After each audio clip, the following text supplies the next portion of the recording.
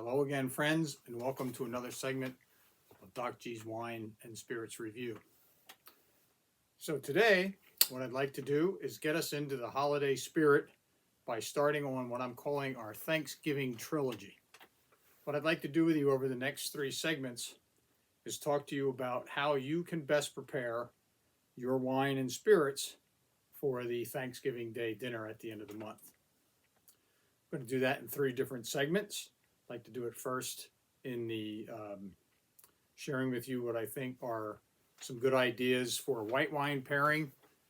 Next segment, we'll do some good ideas for what are good ideas for pairing with rosés and reds. And in both of those segments, we'll obviously talk about sparkling because sparkling white and sparkling rosé will work. And then finally, we'll conclude the trilogy with a little bit of some ideas that you can do actually with spirits. So I'd like to welcome you all back. It's been a little while since our last segment. Cheers. So let me talk about some whites that will go well with your Thanksgiving dinner. So I could literally probably come up with 20 to 30 different recommendations for what white wines might pair well with Thanksgiving. Obviously, it's a very complex meal. Thanksgiving meal, it's all going to be predicated on what you actually serve. Some people are strictly traditional with turkey and ham, maybe some people some pork. Some families, cultures will throw in some Italian, more spicy food. A lot of families might just do seafood and have the Thanksgiving dinner that way. So it's very important that you, I'm going to say one word for any of these three segments that I'm going to do on Thanksgiving: versatility and variety. That's two, sorry, it's two words. Versatility and variety are extremely important in preparing your wine and food pairings for a Thanksgiving dinner due to the complexity of the meal. So today's segment is going to feature just the whites that I'm going to recommend. And as I told you, more in terms of style than really specific brands. Although I will focus in on a couple different grapes so that I don't leave you with just, oh, go get something white. I'm going to try to steer you in the direction of some things that I think you can find, things that I think you would enjoy, without getting into the encyclopedia of all the white wines that I think will work for Thanksgiving. So let's begin. Remember, let's talk about the meal first. We know that the meal is very complex. Turkey, gravy, veggies and sides prepared in all kinds of ways, stuffing, meat stuffing, etc., etc., etc. You're going to do a ham, the spices, the cloves. So you all know what you're going to do for your Thanksgiving dinner. My goal is to really help you based on what you are going to put on the table, what you want to have in the glass next to your entrees and your dishes. So the three traits that I really think you should look for when you're going to do a white wine pairing for Thanksgiving include the following. Bright acid, I have a Riesling here in this glass, which I'm going to talk about. Kind of acid kind of resets your palate every time you have something to eat. So imagine that on Thanksgiving Day, all the different flavors you're putting in your mouth, you can almost clean your palate with a sip of whatever white wine you choose, if you choose the right one. You want something that's fragrant and you want something that's aromatic. They're a little bit synonymous, but also a little bit different in terms of, well, most wines have some kind of aroma, but they're not all fragrant. So if that gives you the distinction, that can help you in your decision making. So I'm going to focus on a few grape varieties for you that I think fit that bill. And they are the following. Riesling, probably leaning more toward a dry Riesling. It can be from the Finger Lakes. It can be, I'm not really going to give you a recommendation on what wine to buy or even where to buy it. It's going to talk about wine styles and wine grapes. So remember, acid, fragrance, and aroma, and dry. I think dry is going to do best until you get to your dessert, and then by then you might not even really be worried about it. So that can go in so many different directions. I'm not even going to go there. we're going to talk about main course and the meal wines. The dessert wines, I'm going to leave you on your own for that for now. So let's talk about the grapes. Riesling is definitely probably your top pick, but not your only one by any stretch of the imagination. Gewürztraminer is also a good grape for Thanksgiving. Sauvignon Blanc, depending on the style, I would stay away from the more New Zealand style. I would go more for the French Sancerre style or the California Sauvignon Blanc style. Pinot Grigio, Pinot Gris, whatever you call it, is a good grape for Thanksgiving due to its full body. I'll talk about that in a minute. Grape called Viognier, which I have not talked a lot about lately, or really in any of these segments. And then finally, always, sparkling wine could work throughout the entire meal. So let's talk about why each one of these work. I'm going to start off here with Riesling. This is one that I picked out, or excuse me, that's my Gewürztraminer. I have a Riesling here in my glass that comes from the Finger Lakes. It's a drier style. Finger Lakes Rieslings are excellent. If you can find them on your shelf wherever you shop, I would highly recommend getting one. If you can't, a good dry German Riesling will work. A Riesling from California, believe it or not. You just find a dry Riesling, and if you want to know if it's dry, look for the ABV on the bottle. If it's 12% or higher, it's dry, and that's the one you want to get. So why does Riesling work on Thanksgiving? So you think of the spiciness, the saltiness, the sweetness of the different flavors that are on your plate. Riesling inherently has flavors of apple and apricot, and it has an acidity that beats almost all wines.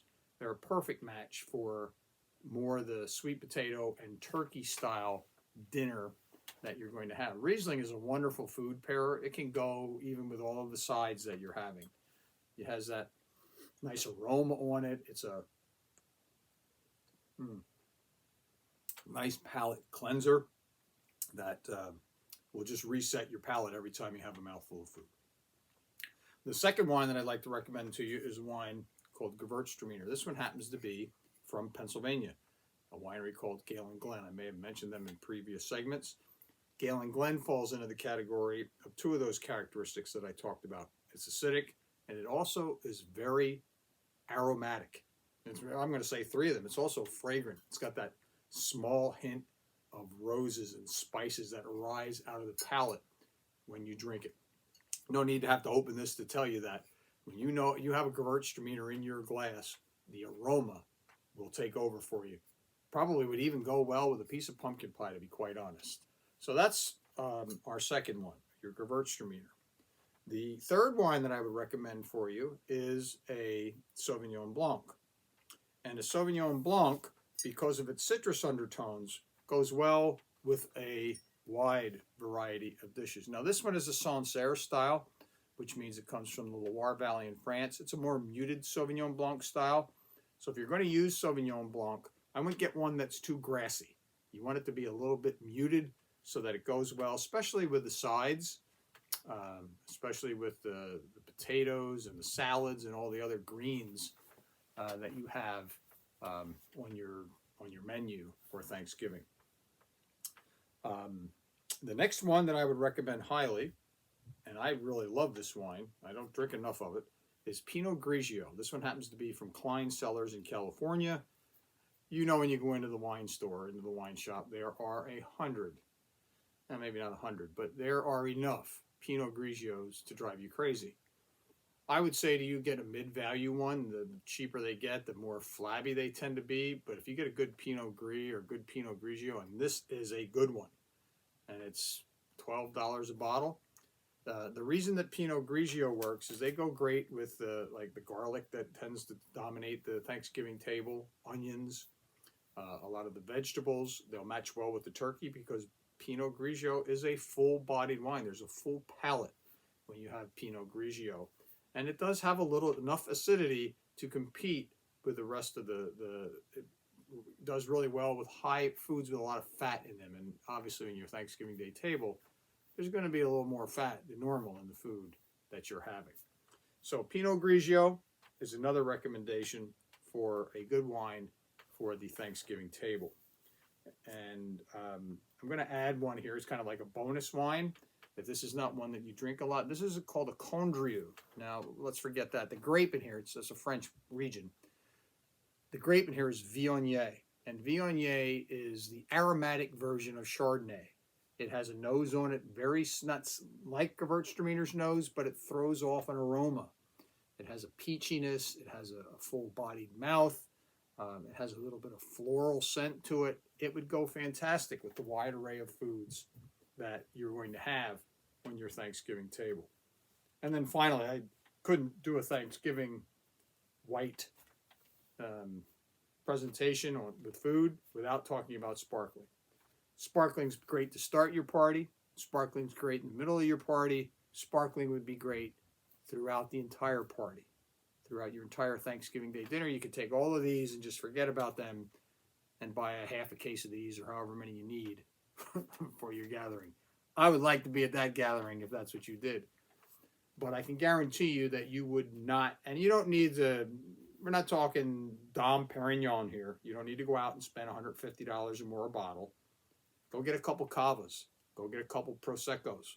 Go get a couple sparklings that are domestic sparklings from the wide variety of wineries that distribute them here in the United States. You will not go wrong by having a sparkling. You will have a wonderful meal, wonderful pairings. It will not pair poorly with anything that you put on the Thanksgiving dinner.